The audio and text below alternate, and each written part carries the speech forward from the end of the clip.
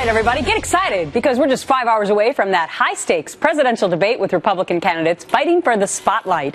Hi, everyone. I'm Gretchen Carlson. This is The Real Story today. Fox Business Network hosting the fourth GOP debate.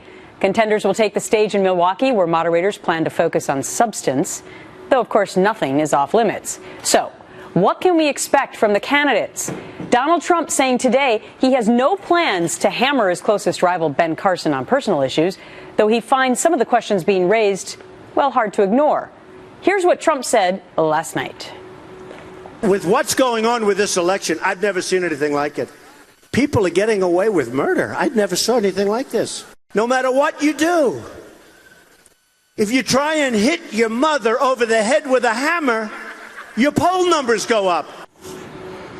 Joining me now, Ben Carson's campaign manager, Barry Bennett, to respond to that. Great to have you back on The Real Story, Mr. Bennett. How do you respond back to Donald Trump saying that about your candidate? I don't even know if you can. I mean, it's just hilarious. He's got a comedy writer, obviously, working for him now. You know, I mean, I expected today it's going to be quite cordial. I don't think Donald will go after him. I mean, you never know, though. We get kind of a Dr. Jekyll and Mr. Hyde.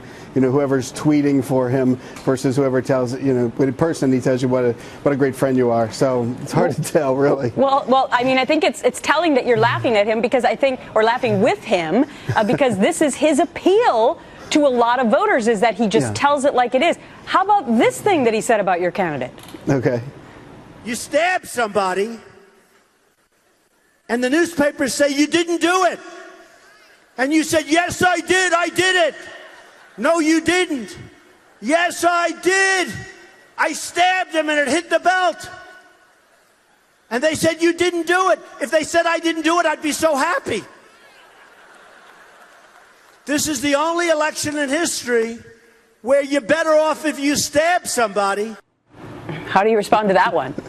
Well, it is kind of interesting. I mean, Dr. Carson revealed his personal warts in his autobiography 25 years ago, and the media is out to set to prove that he doesn't have any warts. It's kind of hilarious. Well, yeah, because it's actually the reverse. I mean, it's interesting because he was the top ROTC student in the nation, I believe, when that whole thing came about, where whether or not he had a discussion with General Westmoreland about going on to West Point, etc. Right. So it's interesting that they're not focusing actually on his accolades that got him to that actual meeting.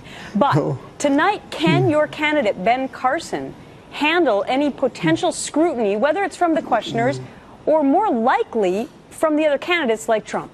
Yeah, you know, I just spent several hours with him on the way up here, and he's more fired up than I've ever seen him. So I think he's going to do just fine.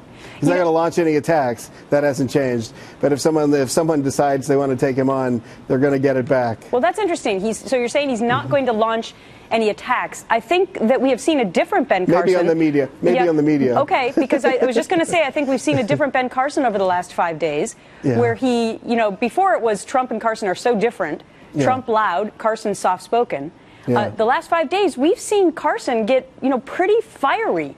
And I'm wondering if you think, as his campaign manager, that is a good persona to have tonight.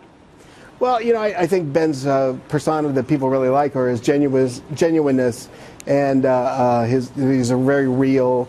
He's a man of faith and calm and all those things. But you know, you get all these things thrown at you, all these names called at you. You know, by this one reporter was, you know, arrested at the Republican National Convention protesting Republican policies, and now we're supposed to believe that, you know, he's just a independent voice writing a story straight down the middle, and that's laughable.